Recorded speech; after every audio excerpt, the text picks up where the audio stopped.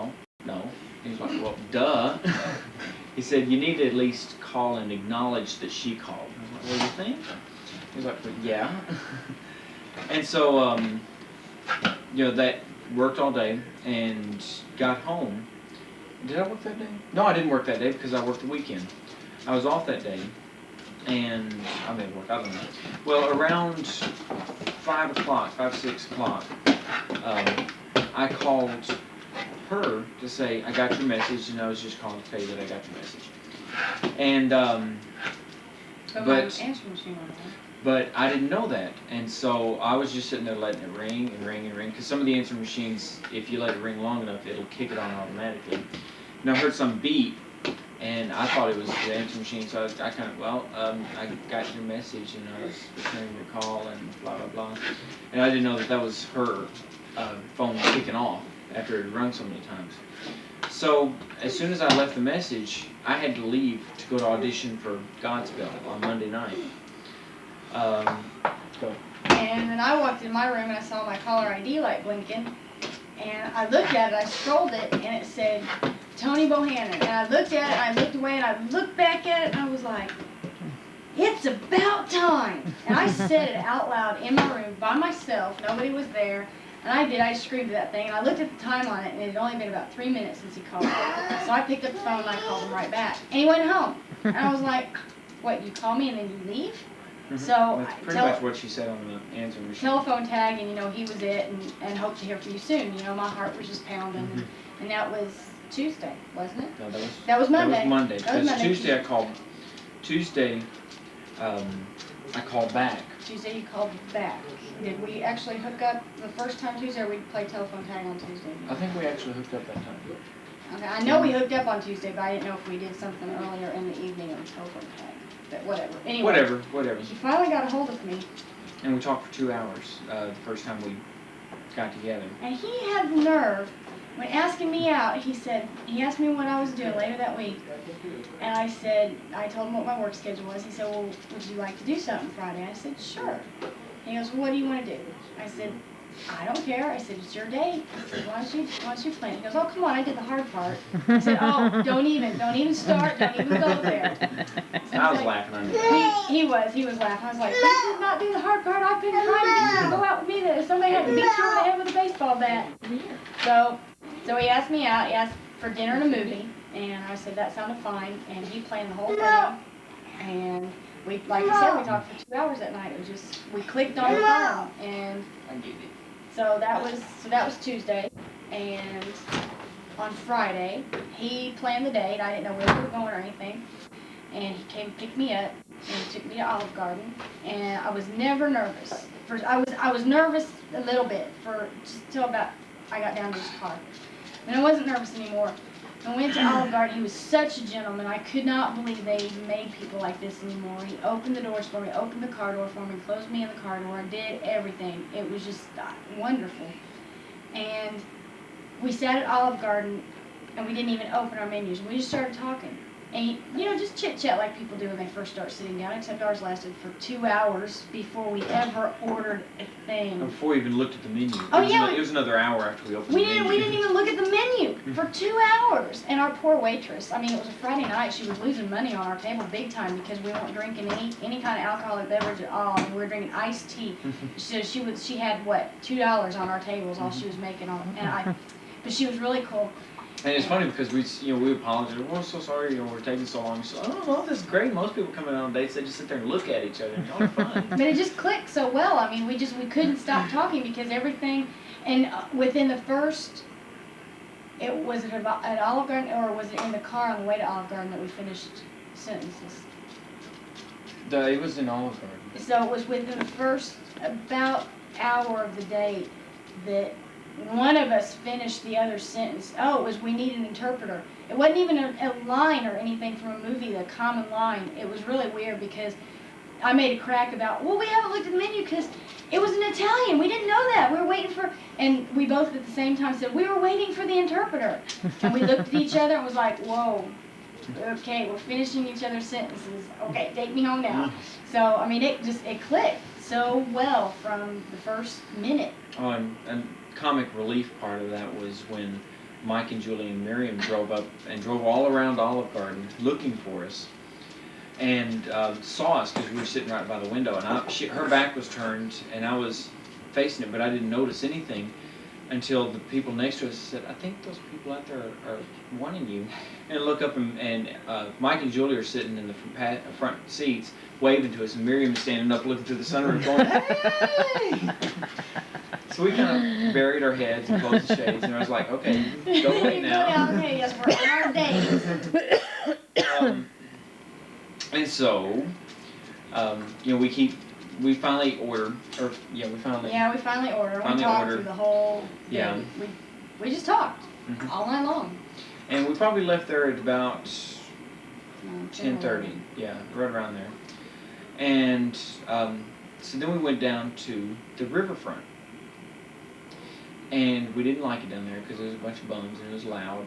But he wasn't holding my hand or anything. No, we were just walking and talking. And so we kind of quickly walked through there. And we came back up downtown and we stopped in Jeremiah so I could use the bathroom because I was dying. And then we didn't like the atmosphere in there, so we went to Collins and found a table in the back in the tops section. And had a couple of drinks there and just sat and talked for another 2 hours. And so we left there at around 12:31 or so. And she was like, do you want to come back to my place and have some coffee or whatever? And I was like, well, okay, for a little bit. I'm kind of tired, but I have a nice balcony and I had a stereo out there. I thought we could sit out there and listen to some music. Right, and light candles, and it was just nice. And so we went out there. And we were sitting on the balcony, and she said she'd lit the candles and had this soft music playing, and she had this nice little table and chairs. And, table and chairs. Yeah. What are those again?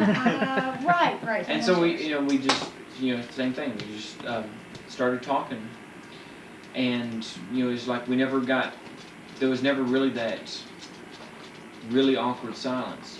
We would get a point where we would just kind of stop and relax. And I think I mentioned a couple of times that this was just really nice and relaxing, and then we start talking about something else and really going at it. A couple times we made comments like, boy, I'm getting tired, and he'd say, yeah, I'm getting ready to go here in a minute. And I said, okay. And then after several times of that, the crickets changed over to birds. And the sky wasn't as black as it was. And I said, Tony, are you watching the sky? And he said, yeah. And it was about 5 o'clock. And I said, I need to tell you something that I didn't want to tell you at the beginning of the night. And he goes, uh-oh. I said, I have to work today. I had to be at work at 7 a.m. and work a 12-hour shift. Wow. And the night of the day, I got up at 8:30 and didn't have a nap. So by the time I arrived at work, I was going to be real close to 24 hours on no sleep. But I didn't want it to affect the date, because I knew that would cause a damper on things. He'd be concerned about time, and I didn't want that. So I said, as long as I'm in the shower by 6, I'll be okay. Well, of course, we kept talking and talking and talking. The coffee up maker came on, made the coffee, it was done. I suggested we have coffee, and we did. And 6 o'clock rolled around. We're still talking. So I knew, I was like, okay, I'm not going to get a shower. I'm just going to have to wash my face and brush my teeth and, go to work. And we went inside, we drank our coffee, and I was waiting because I had to change in my scrubs to go to work. And I was waiting. I was like, please kiss me goodnight or good morning or whatever it is. And nothing, he hadn't even held my hand. And I was trying to postpone getting ready for work because I really wanted to kiss goodnight, but I was not going to make that first move. So I can't leave any later than 6:45. And it was about 6:30, 6:35. I hadn't even changed yet. And I said, I just got up. And I said, I've got to go change my clothes. He goes, well, I guess this is the awkward moment where I have to ask permission if I can kiss you goodnight or not. And from an inside joke from another. I was in a play called Beau Jest, and I had a scene where I kissed a girl on stage, and there was a friend. Hang on. Okay, we ready? Okay. So we're at the we're at the movie. we're at the play, and I kiss this girl and a guy named Jerry Mize who used to work in our department. And this still of the audience yells out, "Go for it!" So, go.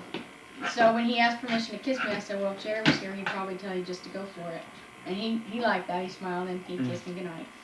And then during the day while I was on the unit, I got a half a dozen red roses delivered to me with a very, very nice card. And it made me cry to the point where I couldn't speak, cry, because I'd never gotten roses from anybody. And it was just very special. So that was on July 25th, 1997. And now here we are on October 20th, 1997. And we are skipping, aren't we? And it has been a wonderful, perfect dating and whirlwind romance. It's been perfect. He's absolutely everything that I ever wanted in a man. And we started talking about marriage pretty much right away. We'll have to tell about the other stuff later. Okay. But we started talking about marriage hypothetically, like, well, what do you want someday with your house? And after about 3 weeks of that, we just decided to cut through all the crap and get to the point, which was that we saw ourselves being with each other for the rest of our lives. So, and he told me he had fallen in love with me on Sunday, August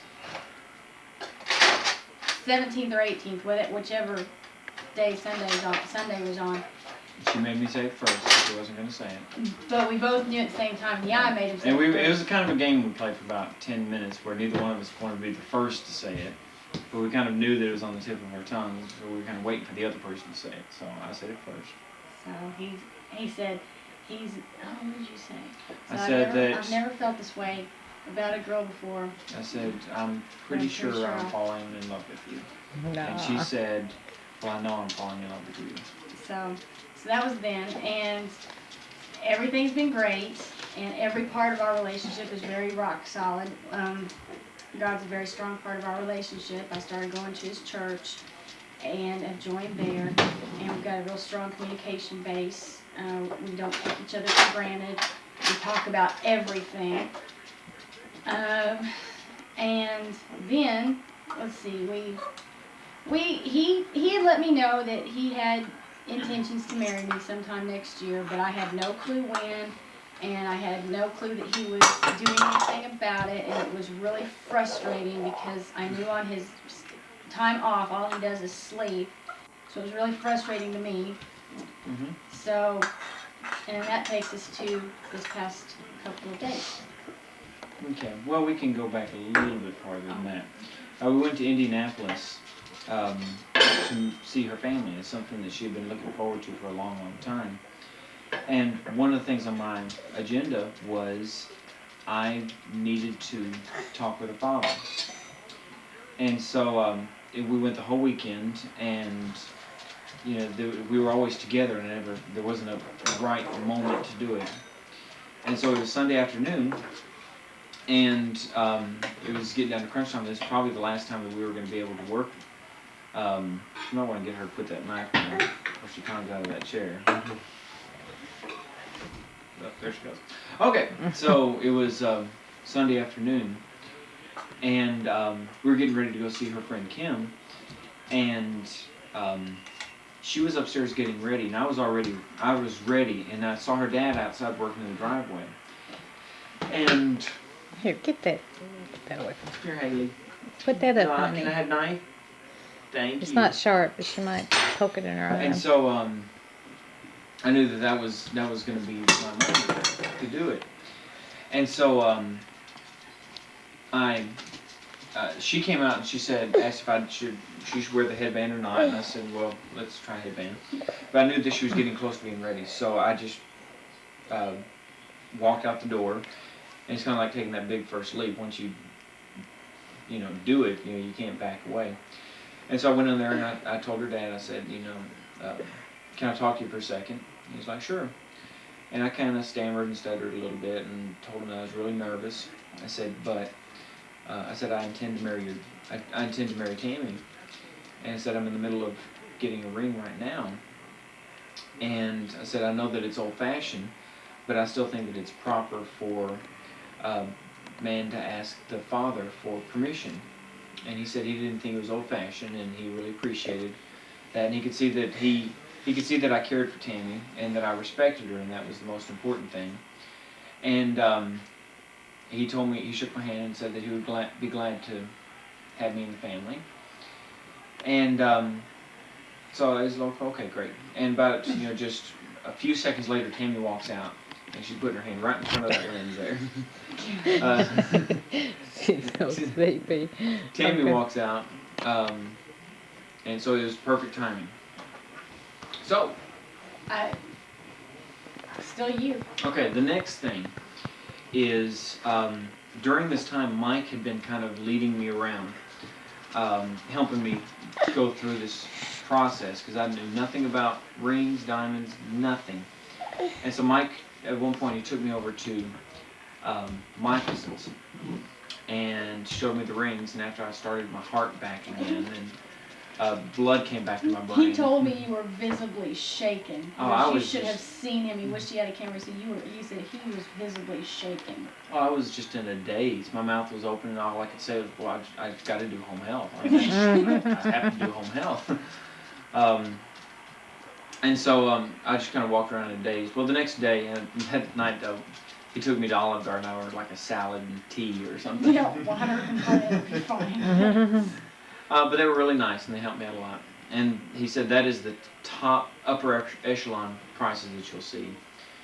And so, and at that point, I knew what I wanted. I knew that I wanted a 1 carat round. And so the following Monday, I was off. And that was the day that I called to schedule First Baptist, to schedule the sanctuary, reserve the sanctuary. And they said, well, we only have 1 date available. It's May 23rd. I was like, oh, really? Well, put my name down. So, did that. And I went and picked up Mike for lunch, and we went down to Hoskins. And he knew the people down there, and they were really nice to me. And I told him what I wanted, and he said, I've got just the thing. And so he went back and brought out this perfect diamond. It's flawless, which means that there's no imperfections in it at all. And it's colorless. It's an E, which is almost perfectly colorless. And so I said, well, I've got to get it. Plus, he gave me he was nice enough to give me a deal on it. And so I did that, and we were looking at the settings of what I wanted, and she wrote, the woman wrote that down for me. And then we went straight from there to the travel agency, and we started looking at, he introduced me to his travel agent, and she showed me different brochures, because we talked about going on a cruise. This was something both of us wanted to do for our honeymoon. And we, showed me the different options and all this kind of stuff, and what I needed to do with that. And so, I think of the next thing that I did. Nothing. Because you that. had to get the diamonds. Right. The next thing I had to do was, a couple of days later, I called him and said, put my name on that diamond. I want it.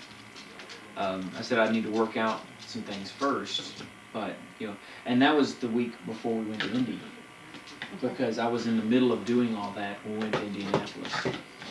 Well, the following week, like I said, I was still trying to get all the finances and everything arranged. The following week, Tammy decides that she wants to be anxious. You're so kind. You say that so tactfully here. And, she was getting a little nervous that I was waiting around and wasn't doing anything, and getting cold feet, and, because on my days off, all I do is sleep, and I don't do anything at all, and all I could do was just sit there and go, and just look at her, And that because just, made me it so mad. killed her. Because I knew that Tammy was smart enough that if I gave her any kind of a clue whatsoever, she would know. And I didn't want her to know that I was doing anything. And so, even when she was right in my face, I knew that if I smirked or raised an eyebrow or anything, that she would pick up and say, oh, so you are doing something. So I just had to keep my poker face shut the whole time. He was good, and he's right. There was not a muscle that twitched in his face ever. And she kept on trying to nail me down on a date, a wedding date. Yes, a range. Time, like month of May, month of June. Right, but I knew she would say, May's a really nice month, and I'd go, oh, yeah, and so's June, and July's nice, and August is nice, and what's this thing with August? Why do you keep on wanting August? Oh, no reason. But I knew that if I gave her a month, she'd start backtracking months and saying, well, he would probably want to give me about 6 or 7 months. So I should be expecting him to pop the question within this and this date. He's right. That's what I would have thought if he would have been that. And so I couldn't give her that either. So I really... Hey, Brooke, what a minute. Hold on. What's the matter, baby?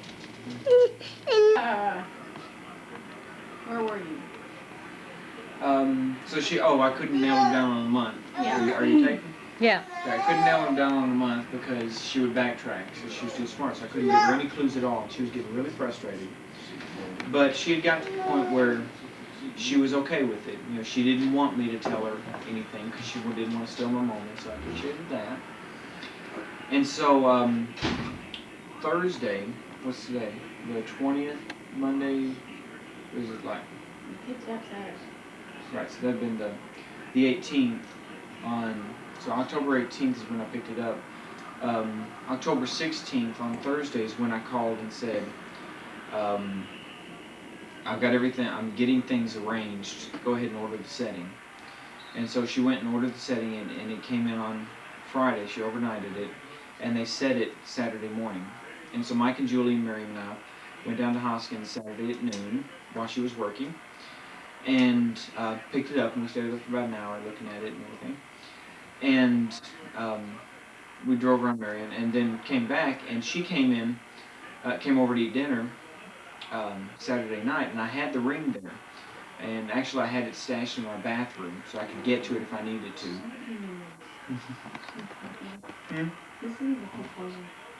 Well, we're getting there. We're getting there. But that wasn't the night. I didn't know what I wanted to say. So, the next day. Wait a minute. Okay, so now we're at the point of the day of reckoning. Here, scoot in a little bit closer. And so. And so, I had a feeling that I might going to do it that night. I talked to some people that day, and I was like, well, I'm kind of thinking maybe Monday or Tuesday, but it might be tonight, but we'll see. I said I have to know what I want to say. And so I called her up at about 7 o'clock and said, what are you hungry for to eat tonight? And she said, I don't know, something like spaghetti sounds good. And so what after I got off the phone with her, I sat down and started kind of tossing around ideas about what I might want to say. And so about 7:15, I actually started writing it down because that's how I have to organize my thoughts. 7:15. I was supposed to be there at 8. Supposed to be there at 8, yeah. And I knew that. And so I started writing it down because that's how I organize my thoughts, is kind of put down blocks of ideas and then arrange those and work those out. I finished that at about 25 till 8. And I knew pretty much what I wanted to say. And then it was just a matter of memorizing it in the next 20 minutes and having it down, plus cooking dinner. And so I was heating up the sauce and boiling the water and pacing all over the apartment with my script, trying to memorize it. The actor. And I didn't want to be, right at the moment and have to call out line or forget to propose, say all these nice things and forget to ask the question. But I thought I had it down by the time that she was there. So I had taken the ring box and put it in my kitchen at right above the cabinets, to where I knew that she wouldn't be able to get to it. I knew she wouldn't see it, unless she just climbed right up on top and looked down at it. And so, and I had major butterflies going on. She came in and, I had lit some candles and it was playing soft music and, But it wasn't anything that was really unusual.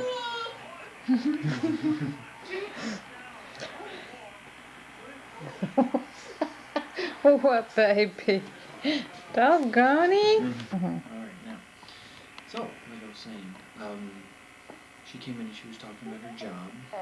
And saying that she had a good day, but one of the doctors had made her mad. And A little bit louder, honey. I know it, but I can't hear you. one of the doctors had kind of made her mad that day. And so I was like, you know, oh, that's nice, that's too bad, and all this kind of stuff. But you know, this whole time I was trying to, you know, go through my speech, and so the spaghetti was done, and so I poured it out onto the plates, and you know, she had opened up a bottle of red wine to go with it, and I was just, oh, that's neat. And so she took the plates out there, and took the glasses out there. And so I had taken some bread out and put it in a platter, or a little sauce dish for us to sop up the sauce with. And so I was fixing to walk out there, I was like, I gotta go to the bathroom. So I went in there, and, you know, pulled out my script of what I was gonna say, and, you know, started going through it and just making sure that I had it locked in my brain. And excuse me, making sure that it was locked in my brain. And so probably 10 minutes later. Oh yeah, I thought he got lost. I came back out and I grabbed the bread, and while I was in the kitchen, I reached up and grabbed the ring box and put it in my waistband in the small of my back and walked out, because I had these jeans on and a big old sweatshirt on, and walked out there and sat down, and Did you have butterflies? I had some major butterflies going on. And so she was fixing to eat, and I was like, well, you know, I think that, you know, something that would be neat for us to try to start doing was, I'd seen how Brent and Diane, they blessed their meal before they started eating. And I think it would be kind of a neat thing for us to start to do. Do you mind? She's like, no, that sounds great. And so yeah, I held her hand, and started to pray. And I said, God, thank you for this beautiful day, and thank you for the food to nourish our body, and thank you for keeping us safe during the day. And I especially want to thank you for bringing Tammy into my life. I said, you looked deep into my heart and saw what I was lacking, and then you created the perfect woman to fill the void. And I said, we know that your hand has guided us through our relationship, through the good times and through the more challenging times. And you've allowed us to learn about each other in 2 months, what usually takes many couples a lifetime to learn. I said, please bless us in our future and help us grow in faith and love, and guide us through the unknown and comfort us when we're afraid. And please let Tammy know that I love her with all my heart, and I can't wait for us to begin to spend the rest of our lives together. And lastly, please give us beautiful weather when we get married on Saturday, May 23rd. And at that point I heard the air being sucked out of Tammy's body. I heard a gasp over. And at that point she knew what was going on. And I looked up, and her jaw was dropped open, and she had tears welling up, and she had this stunned look on her face. And so I reached behind my back and said, Tammy, I love you with all my heart. Will you make me the happiest man in the world and be my wife? And